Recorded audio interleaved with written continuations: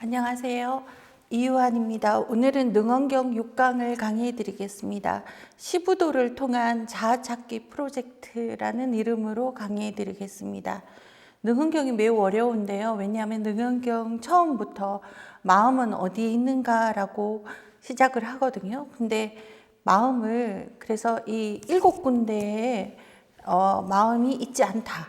또 10군데의 마음이 있다. 이렇게 시작합니다. 이거를 10군데에서 파하고 10방에서 나타낸다. 이렇게 이야기하는데요.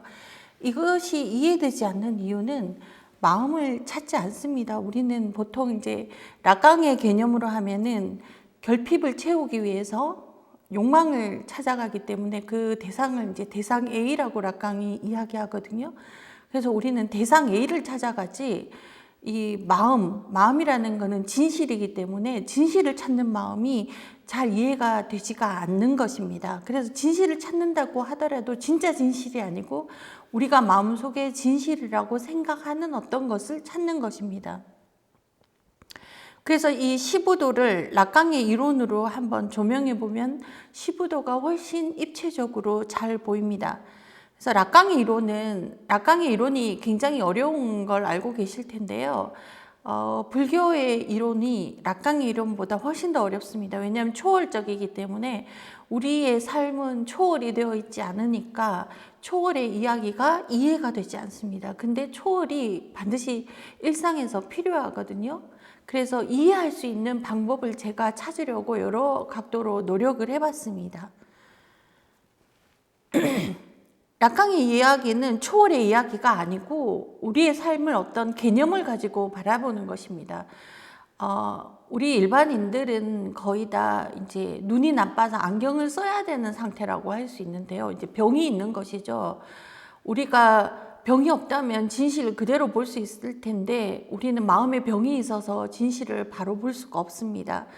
그래서 진실을 볼 수 있는 힘이 이제 깨달음이라고 할 수 있는데 락강의 이론이라는 것은 깨달음이 아니더라도 우리의 그 사유작용으로서 어떤 개념의 안경을 쓰고 보면 아, 이런 것이구나 하고 이해할 수가 있는 것입니다. 그래서 어느 정도 우리가 완전한 경지에 도달하기 전에 많은 도움을 받을 수가 있습니다. 시부도라는 것은 이제 불교 선종에서 소를 찾는 목동의 이야기를 통해 견성해가는 과정을 그린 10장의 그림을 말합니다. 이 그림을 해석하는 데 있어 락강의 이론을 접목하면 좀 더 입체적으로 보입니다. 첫 번째, 목동은 소를 찾아 놨습니다. 이것은 락강의 이론에 의하면 주체가 대상 A를 찾는 과정입니다. 대상 A라고 하는 것은 뭐냐면 주체가 욕망하는 대상을 말합니다. 왜 대상 A라고 하느냐 하면 욕망의 대상이라는 것은 자꾸 변하거든요. 여기서 진정한 자기 자신을 찾는다고 생각을 하지만 실제로는 진정한 자기 자신, 삶의 의미 이런 거를 찾아 나서는 게 정말 불성을 찾는 그런 마음하고는 좀 다릅니다. 우리가 살아가면서 상실과 균열을 경험하면 그러니까 우리가 원치 않는 그 일상의 그 현실에서의 아픔이나 어려움 그리고 공포, 전쟁이라든가 여러 가지 것들을 경험하면 이것을 락강적으로는 실제의 균열을 본다라고 표현하는데 이렇게 되면 생각을 이제 깊게 하면서 뭔가 의미를 찾게 되어 있습니다. 이것을 이제 소를 찾아 나서는 목동에 비유한 것인데요. 진리를 찾는다고 생각하지만 실제로는 자기 삶의 의미를 찾고 있는 것입니다. 이 실제계, 상상계, 상징계라는 용어, 대상 A라는 용어, 대타자라는 용어 정도만 기억하시면 락강의 이론을 완벽하게 이해하실 수 있습니다.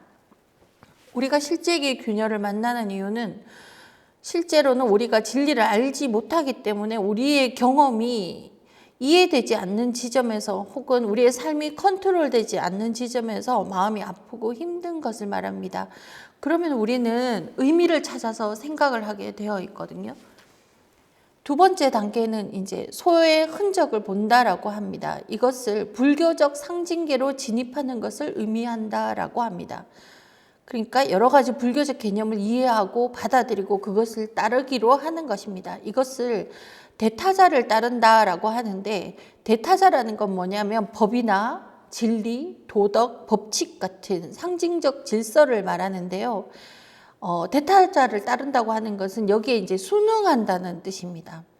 1단계를 좀 더 설명하자면 상상계라고 할 수 있는데, 결핍에서 비롯된 완전한 자기 자신을 찾는 마음을 의미합니다. 인간은 항상 무언가를 욕망하는 존재라고 할 수 있는데, 완전한 자기 자신을 대상 A는 주체를 욕망하게 만드는 결핍의 흔적입니다. 그래서 락강은 욕망은 채워지기 위해 존재하는 것이 아니라 계속되기 위해 존재하는 것이라고 한다고 합니다. 그러니까 이제 대상 A라는 것은 우리가 집착의 대상을 말하는데, 그게 굉장히 대단한 것 같고 엄청나게 소중한 것 같지만, 실제로는 대상을 바꿔가면서 우리의 결핍을 채우려고 하는 것이 바로 욕망의 본질이라는 것이죠. 그래서 이 주체는 무의식적으로 갈망하지만 결코 가질 수 없는 대상입니다. 현실에 실존하지 않고 욕망의 원천이자 환영이며, 잃어버린 것을 통해서 욕망을 생성하는 무한 루프다라고 표현됩니다. 처음부터 인간은 대상이, 즉 집착이나 갈망의 대상이 마음이나 진리, 불성이 될 수가 없고, 다른 자기의 진정한 완전한 자기 자신, 완전한 이상향을 꿈꾸게 되어 있습니다. 불교적 상징 질서를 공부하면은 인식 체계가 넓고 깊어지면서 불교적 철학을 받아들이게 되는데, 이것은 일반적인 사회, 언어, 법, 질서와는 많이 다릅니다. 그래서 이것을 받아들이게 되면 조금씩 자기의 중심과 삶이 찾아집니다. 마음을 갈망하지 않았는데도 마음이 조금씩 보이는 것 같은 상태가 되는 것을 시부도 2단계라고 볼 수 있습니다. 락강이 말하는 대타자는 단순한 어떤 사람이 아니고 언어, 법, 규범, 사회 질서 전체를 구성하는 보이지 않는 체계입니다. 대타자는 곧 우리를 말하게 하고 욕망하게 하고 행동하게 하는 무용의 주체. 예를 들어 이건 옳고 저건 그르다, 이렇게 말해야 한다, 사람은 이렇게 살아야 한다, 이런 판단과 질서는 내가 스스로 만든 것처럼 보여도 사실은 타자의 세계에서 내게 주어진 것들입니다. 그게 바로 대타자의 언어와 법과 질서입니다. 그럼 법을 따른다, 대타자의 명령에 따른다는 말은 불교적 문맥에서 이제 시부도 2도에 보면 소의 흔적을 보다 해서 소의 발자국을 따라간다는 것은 이제 진리의 가르침을 따른다는 것입니다. 수행자는 불법을 의심 없이 신뢰하고 따르기 시작해서 이것은 이제 락강적 해석으로 보면 실제로는 진리를 쫓는 나를 만드는 것이 아니라 진리가 나에게 명령하는 대로 따르는 존재가 되는 것이라고 하는 것입니다. 즉 내 욕망의 방향은 내 안에서 나온 것이 아니라 대타자의 구조 속에서 주어진 것이죠. 나는 진리를 찾고자 법을 따른다, 이렇게 불교식으로는 이야기를 할 수 있지만, 락강이 볼 때는 나는 진리를 욕망한다. 그러나 그 욕망은 이미 대타자가 구조한 욕망이다. 즉 나는 법을 따르는 것 같지만 사실은 법이 나를 통해 작동하고 있는 것이다. 왜 이게 중요하면, 이걸 깨닫지 못하면 진리를 향한 욕망조차도 내 것인 줄 착각하고 나는 순수하다, 나는 바르다, 옳다라는 자기 도취적인 상상계에 갇히게 됩니다. 그런데 이 구조를 들여다보고 해체하기 시작하면 진정한 깨어남이 가능해집니다. 이것이 락강이 말하는 주체의 분열을 직면하는 행위인데요. 주체의 분열이라는 락강의 표현은 자기를 객관적으로 보는 것과는 조금 다릅니다. 그저 이건 내가 아닌 것 같은데 라는 그런 직감적인 느낌을 말합니다. 자기를 찾아가는 과정에서 찾은 것 같은 느낌이 드는데 또 동시에 자꾸 아닌 것 같은 느낌으로 금방 미끄러지는 것을 말합니다. 법을 따른다는 것은 대타자가 욕망하라고 명령하는 방식으로 내 욕망을 구성한다는 것인데요. 수행자는 그것을 나의 진심이라고 느끼지만 그 진심마저도 이미 상징계 속에서 조립된 것일 수 있습니다. 3단계에서 여전히 주체가 타인의 시선 속에서 존재한다는 건 무슨 의미인가? 이게 3단계는 소를 보다라고 되어 있는데, 수행자가 드디어 자아처럼 보이는 무언가를 발견합니다. 우리는 그걸 깨달음의 시작이라고 착각할 수 있는데요. 하지만 여전히 주체는 타인의 시선 속에서 존재하는 것입니다. 그 자아조차도 내 것이 아니라는 충격적인 진실을 말하는 것이죠. 락강은 나는 내가 보이는 그 이미지가 아니다. 그러나 나는 그 이미지를 욕망한다 라고 락강은 말했습니다. 아기가 거울을 보고 아 저게 나구나 하고 인식하는 순간에 자아가 탄생하고, 하지만 거울 속 이미지는 실제의 내가 아니라 그 이미지는 타인의 시선 속에 비친 모습입니다. 즉 주체는 처음부터 타인의 시선을 통해서 자기 자신을 구성한다고 하는 것이죠. 시부도 3도에서 이 락강의 이론을 적용해 보면 소를 보았다는 것은 무슨 뜻인가? 수행자가 이게 나다, 이게 참된 내 모습이구나 라고 믿는 어떤 형상을 발견하는데, 그 소는 진짜 자아가 아니라 내가 만들어진 낸 이미지라는 거죠. 그래서 이미지의 구성 요소는 불법을 통해 배운 깨달은 자의 어떤 모습을 말합니다. 스승이 말한 이상적인 수행자, 내가 닮고 싶었던 이상적인 어떤 누구, 또는 스승의 모습, 이것이 모두 타인의 시선 속의 이상이라는 것이죠.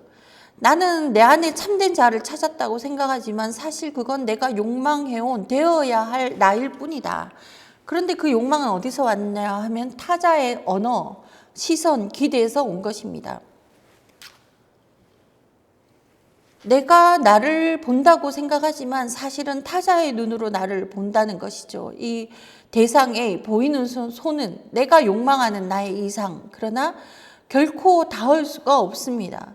내가 보고 있는 자아상은 이미 타자의 구조 속에 있습니다. 여기서 소를 본 것에 도취되면은 자아에 대한 새로운 집착이 생깁니다. 내가 드디어 진짜 나를 찾았어 라고 착각하게 되는 것이죠. 하지만 이 소도 가짜구나. 내가 욕망하는 나조차도 타자의 시선에 불과하다는 통찰을 해야 됩니다. 3단계에서 주체가 본 자아는 실제 내가 아니라 타자의 언어와 욕망이 만든 허상입니다. 그래서 4단계에서 타인의 시선 속의 허상인 나를 보고 그것을 잡는 순간에 왜 주체가 분열되는가? 소를 잡는 순간에 왜 주체가 분열되는가? 주체가 분열된다는 얘기는 내라고 생각하는 걸 잡았는데 내가 아닌 것 같다는 생각이 동시에 드는 것이죠.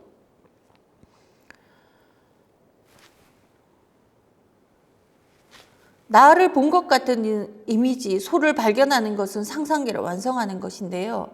4단계에 와서 이제 내가 되고 싶었던 나, 욕망하던 이상적 자아를 붙잡은 상태인데, 이때 진짜 내가 아니라는 것을 느끼기 때문입니다. 왜냐하면 내가 되고 싶었던 나는 욕망의 산물, 욕망이라는 것은 타인의 언어, 기준, 시선으로 구성된 자아 이미지입니다. 그래서 거울 속의 소는 잘 길들여진 수행자, 이상적인 불자, 진리 추구자 등이죠. 실제 나 자신은 결코 말로 정의되지 않고 어떤 알 수 없는 상태입니다.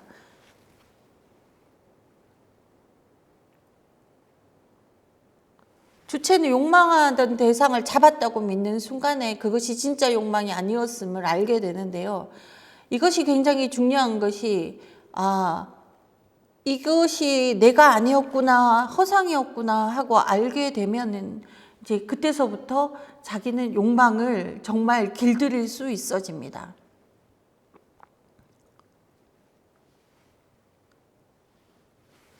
고통스러운 이 통찰 이후에 욕망의 작동 방식을 알아차리고 이제 욕망을 정면으로 다루기 시작하는 과정이 시작될 수 있죠.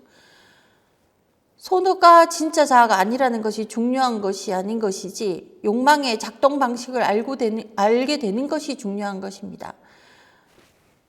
이게 나야 하고 자아의 형상을 붙잡았는데, 그런데 그게 타자의 시선 속에서 구성된 허상이라는 것을 어렴풋이 느끼면서 주체가 분열되고, 이 자아가 나를 대표하긴 하지만 나는 이 자아 안에 갇혀 있기도 하는구나 하고 알게 되는 것입니다.